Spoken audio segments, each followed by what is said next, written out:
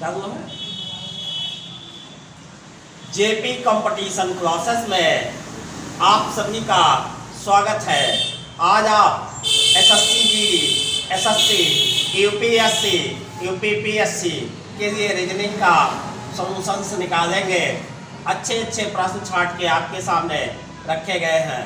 प्रश्न आपका है, एक संख्या के घन का वर्गमूल है, उसके वर्गमूल का घन या संख्या एक नहीं और या 6 से न्यून है संख्या होगी। तो इसमें आप देख लीजिए, आपका 4 का आप घन करेंगे क्या हो जाएगा 64, और 4 का अगर आप क्या करेंगे वर्गमूल निकालेंगे तो 4 का अगर आप वर्गमूल निकाल दीजिए क्या आएगा 2। 4 का वर्गमूल क्या आएगा 2, तो वह संख्या आपकी क्या हो जाएगी 2 हो जाएगी, यानी आपका आंसर आएगा 2। ये आपका आंसर हो गया। आपका अगला क्वेश्चन है, श्रृंखला 12, 22, 34, 48 डॉट डॉट में अगली 2 संख्याएं होंगी। यानी इसका मतलब यह है, जो ये श्रृंखला आपकी चल रही है 12, 22, 34, 48, इसी क्रम में आपको अगले 2 अंक ढूंढने हैं। तो आप कैसे ढूंढेंगे, इसका आप अंतर देख लीजिए, क्या है 12 और 22। तो यहाँ आप क्या करें, 22 में से 12 घटाएं, क्या आएगा आपका 10, और फिर क्या करें इस वाली संख्या से इसको घटा दें तो देखें क्या आ रहा है आपका 34 में से 22 घटा दीजिए, आपका क्या आएगा, आपका आएगा 12। क्या आएगा 12।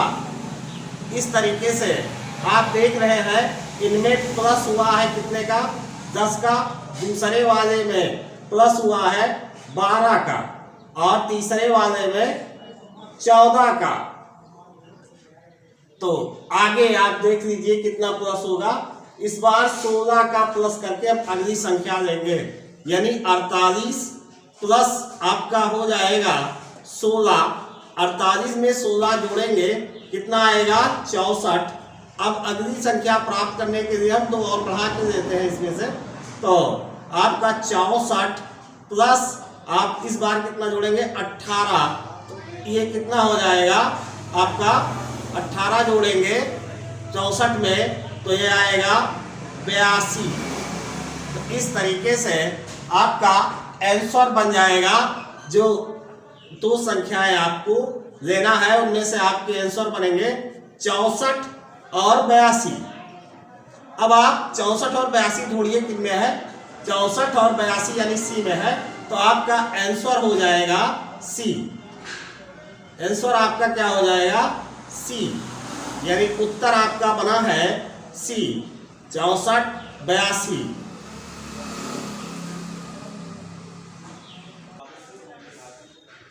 आपका अगला महत्वपूर्ण प्रश्न है, विक्टोरी यानी VICTORY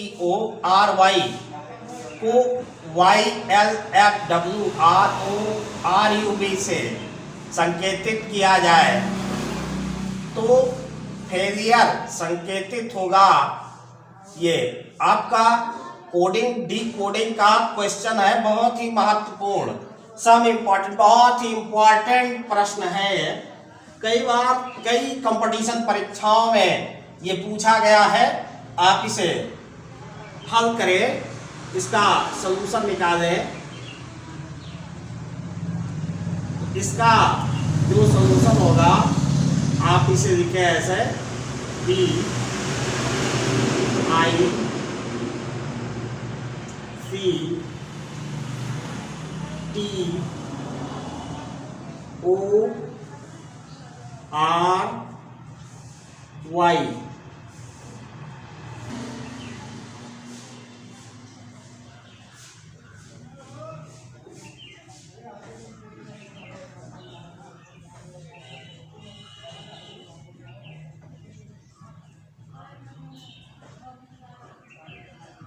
आपका हो गया YLFWRUB।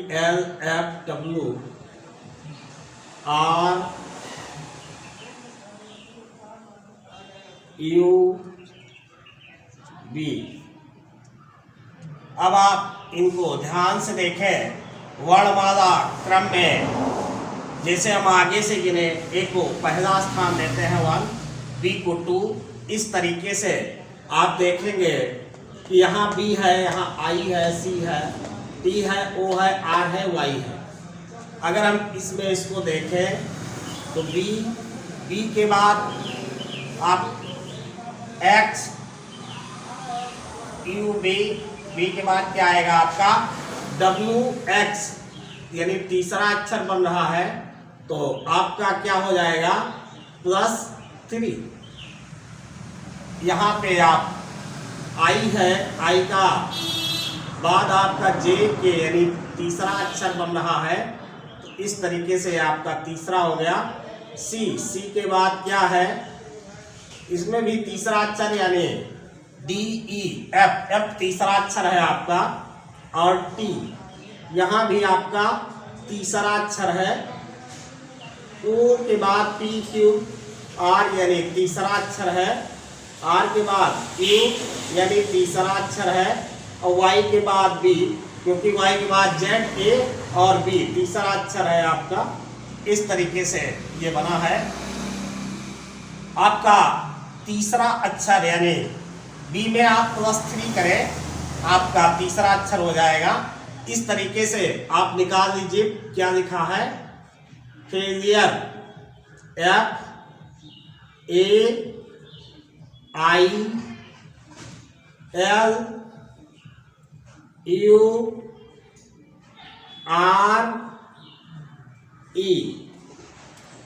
फेलियर। अब इसमें भी आप क्या करेंगे, +3 कर दीजिए, यानी तीसरा अक्षर आपका हो जाएगा, क्या होगा, एफ के बाद तीसरा कौन सा अक्षर बनेगा, GHI, क्या होगा आई। ए के बाद तीसरा कौन सा बनेगा, CDE, IE, डी आपका क्या बनेगा यहाँ पे तीसरा अक्षर, ए के बाद BCD यानी आपका तीसरा डी बनेगा, और आई के बाद आपका तीसरा कौन सा बनेगा, L, और L के बाद तीसरा कौन सा अक्षर आपका बनेगा, O, U के बाद आपका तीसरा अक्षर कौन सा बनेगा,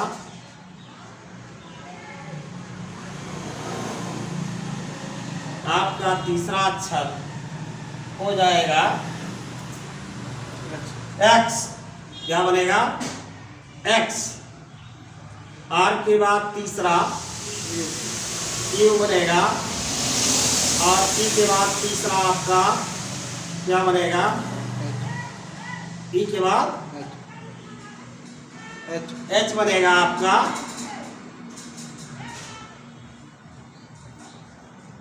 ये आपका आंसर हो जाएगा, आपका यही उत्तर होगा। ये काफी इंपॉर्टेंट प्रश्न है।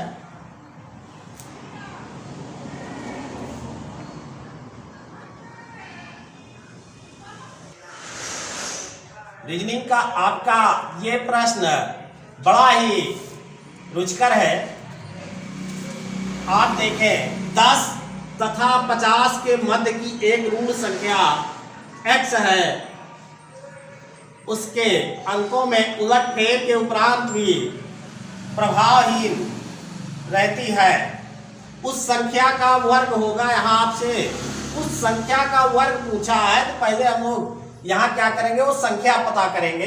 अब हमारा मेन चीज क्या है, ऋण संख्या। अब पहले आप ये जाने ऋण संख्या होती कौन सी है। ऋण संख्या उस संख्या को कहते हैं जो स्वयं के अतिरिक्त किसी अन्य संख्या से ना कटे, स्वयं और एक के अतिरिक्त किसी अन्य संख्या से ना कटे, ऐसी संख्याएं ऋण संख्या कहलाती है। तो इसके मध्य, अब उसके बाद कह रहा है कि उसके अंकों में उलटफेर के उपरांत भी प्रभावहीन रहती है और उस संख्या का वर्ग होगा। तो यहाँ आपको ऐसा ढूंढना है कि जो ऋण संख्या हो, तो 10 से 50 के मध्य की पहली ऋण संख्या क्या होगी, आपकी हो जाएगी 11। 11 एक ऐसी संख्या होगी जिसका आप ये 2 से काटेंगे, कटेगी नहीं, यानी ये विभाज्य संख्या नहीं है, किसी संख्या से कटने वाली नहीं है, स्वयं और एक के अतिरिक्त। इसलिए आपकी कौन सी संख्या हो गई, ये ऋण संख्या हो गई।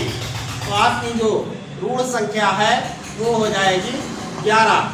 ऋण संख्या आपकी क्या हो जाएगी, 11। तो ऋण संख्या आपने पता कर दिया, क्या हो गया, 11। अब आप देखिए 11 के आपने ऋण संख्या 10 से 50 के मध्य ढूंढा, कौन सी है, 11 है। इसके अंकों को उलट देने पर 11 ही रहेगा, चाहे यहाँ देखो चाहे यहाँ, ये आपकी ऋण संख्या है। और इसका आप वर्ग कर दें तो अगले स्टेप पे आप 11 का स्क्वायर करें, कितना आएगा, 11 गुणे 11 कर दें, आपका हो जाएगा 121। कितना होगा, 121। अब इसके भी अंकों को अगर आप बदल दें, एक यहाँ लिखे एक यहाँ लिखे, कोई फर्क नहीं पड़ेगा। इस तरीके से आपका आंसर हो जाएगा 121। तो उस संख्या का वर्ग क्या होगा, 121, यानी आपका ए ऑप्शन सही हो जाएगा।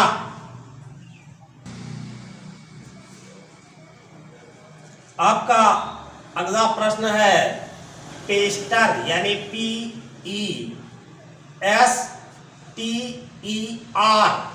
शब्द के अंतिम 5 अक्षरों से कितने सार्थक शब्द बनाए जा सकते हैं। यह आपका रीजनिंग का बड़ा ही महत्वपूर्ण प्रश्न है और परीक्षाओं में बड़ा ही महत्व रखता है। आप देखें कितने शब्द हैं, 1 2 3 4 5 6। तो अंतिम से आपको गिनना है, अंतिम 5। तो 1 2 3 4 5, यानी इन्हीं 5 शब्दों से हमें सार्थक शब्द बनाने हैं। यह सार्थक शब्द का अर्थ है जिनका अर्थ निकले। तो चलिए आप 5 शब्दों को लेके बनाते हैं। तो पी को हटा देंगे, यानी पी नहीं रहेगा, इन्हीं बाकी पी को छोड़ के इन्हीं शब्दों यानी 5 शब्दों से बनाना है। तो हम लोग पहला शब्द बना रहे हैं, जैसा लिखा है वैसे लिख लीजिए बढ़िया सा। एक सार्थक शब्द आपका बन गया ईस्टर। क्या बना, ईस्टर। देखिए इसमें 5 शब्द हैं और ईस्टर बन गया। ईस्टर का अर्थ क्या होता है, ईसाइयों का एक प्रमुख त्योहार है ईस्टर, यानी ये सार्थक शब्द एक आपका बन गया। अब आप दूसरा बनाएंगे, कौन सा, सीटर, यानी सेट, जिसे आप सीटर कहते हैं। इस यस को इधर ले आइए, SETER।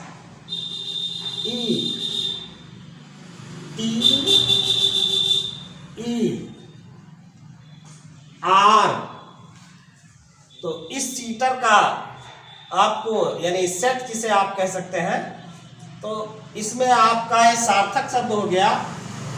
जहां सही जगह पे बैठना क्या कहा जाता है, सीटर। और फिर क्या है, अगला आप बना लीजिए STER,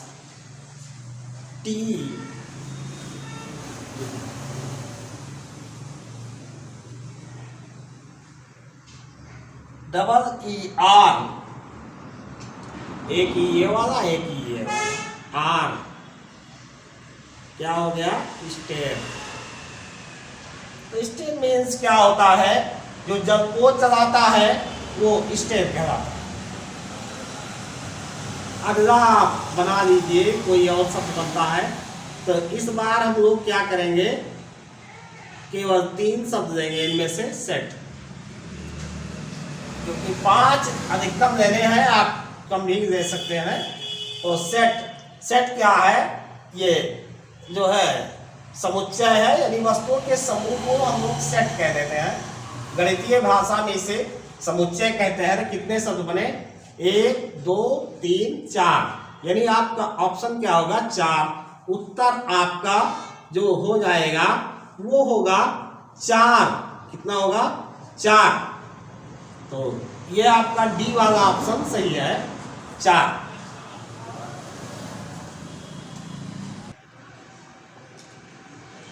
आपका रीजनिंग का ये अगला प्रश्न है, बड़ा ही महत्व का है।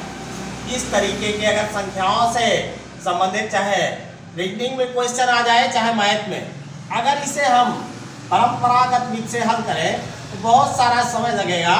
इसको हम लोग ऐसी ट्रिक लगाएंगे कि ये आसानी से हल हो जाएगा और आपको इसे कभी भी सॉल्व नहीं करना पड़ेगा।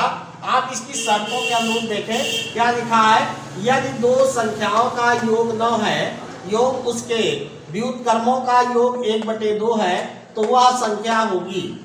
अब आप इसमें देखिए ध्यान से, इसमें 2 शर्तें हैं। एक तो संख्याओं का योग है और दूसरा उसके व्युत्क्रम का योग है। ये हमको पता करना है। संख्या कितनी है आपकी 2, तो संख्या 2 है तो इसकी जो शर्तें हैं, मान लीजिए इसकी पहली शर्त क्या है, संख्या का योग 9 होना चाहिए, ऐसा दिया है। जोड़ते हैं हम लोग 8 1 9 7 2 9, यानी ऑप्शन से ही चेक करेंगे तो आप देख लीजिए 3 धन 6 बराबर 9, 4 धन 5 बराबर 9, यानी सभी संख्याओं का योग तो भाई 9 है। अब विकल्प में आपको ढूंढना है यहाँ से। अब कह रहा है इनके व्युत्क्रमों का योग, यानी व्युत्क्रम जब हम करेंगे 1/x और प्लस 1/y हो जाता है। एक बार समझ ले, उसके बाद आपको समझने की आवश्यकता ही नहीं पड़ेगी, आप तुरंत जान जाएंगे। तो यहाँ अगर आप इसको जोड़ेंगे तो क्या बनेगा, x धन y, चाहे y धन x लिखो चाहे x धन y अपान xy, इसका जो व्युत्क्रम होगा इनका योग हो जाएगा। अब ये कह रहा है अगर व्युत्क्रम को जोड़ेंगे, यानी इसका मतलब x प्लस वाई हमको लिखना पड़ेगा। अब हम एज इट इज, यानी जैसा यहाँ है ऐसा लिख देंगे। x प्लस वाई की वैल्यू 9 है तो 9 लिख दीजिए। और अब क्या करेंगे, गुणा करेंगे। चलिए 1 × 8, अगर 8 रखते हैं तो 9/8 आ जाएगा, तो ये तो नहीं हो पाएगा, 1/2 आ जाना चाहिए। तो 2 × 7 लिखते हैं तो 7 दूनी 14, यानी 14 और 9 ये भी नहीं कटेंगे, 1/2 आना नहीं है। 3 × 6 कितना हो जाएगा, 18, 9 1 कम 9, 9 दूनी 18, यानी 1/2 आ जाएगा। तो 3 × 6 कर दीजिए, आपका बन जाएगा 9/18। अब इसको काट दीजिए, 9 1 कम 9, 9 दूनी 18। इस तरीके से आपका 1/2 आ रहा है। ये आपकी शर्तों को पूरा कर रहा है, तो आपका उत्तर जो हो जाएगा वो हो जाएगा 3 एवं 6, यानी आपका ऑप्शन सी 3 एवं 6 ये आपका आंसर बनेगा। आप कभी भी कंपटीशन कक्षाओं में इस तरीके के सवालों को परंपरागत विधि से नहीं लगाइएगा। आप हमारे क्लास को बराबर ज्वाइन करते रहे, आपको बिना सॉल्व किए ही क्वेश्चन का आंसर जान पाएंगे। आपका रीजनिंग का बढ़िया सा प्रश्न आया हुआ है। ऑटोमेटिकली शब्द से निम्न में से कौन सा शब्द नहीं बनाया जा सकता। आप ध्यान दीजिएगा, नहीं बनाया जा सकता, तो आप जो बनाएंगे इन्हीं शब्दों में से बनाएंगे। तो यहाँ लिखा है काला मिट्टी, यानी CA, ये शब्द आपको मिल रहे हैं